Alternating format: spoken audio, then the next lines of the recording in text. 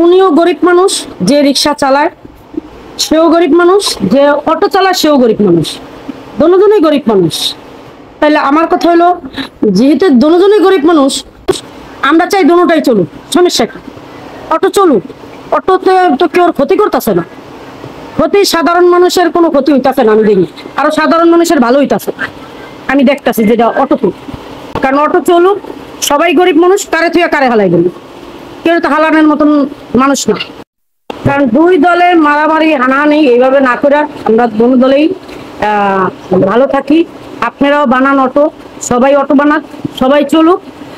আর এখন তো যে একটা সরকার আইছে, একটা অস্থিরতার মাধ্যমে হয়তো 1 মাস হয় না এখনো, তাহলে এই যে আশেপাশে বন্যা বিধিকিচ্ছা বহুত ঝামেলা হইতাছে, অনেক এই বন্যায় অনেক মানুষ মারা গেছে, অনেক মানুষের কষ্ট অসহায়, এই টাইমটায় একটা এই আন্দোলন এটা হয় না, এটা মানায় না।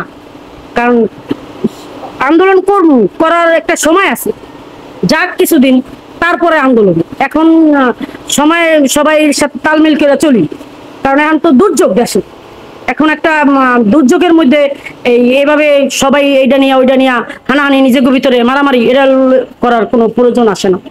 তাদের সময় দেই, নতুন সরকার আসছে, তাদের একটা সময় দেওয়া হোক, তারা আস্তে ধীরে এটার সমাধান করবে। আমার নাম জাহেদা, আমি আদাবর 10 নম্বর রোডে থাকি। আপনি কি করেন? আমি পেশা, আমার রিক্সার গ্যারেজ আছে, আমার রিক্সা আছে 60টা।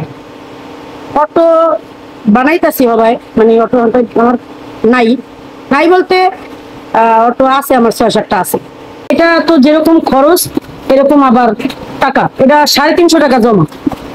আর ওটার জমা হইল গা, পেট্রোল চালিত রিক্সার জমা হইল গা মাত্র 120 টাকা।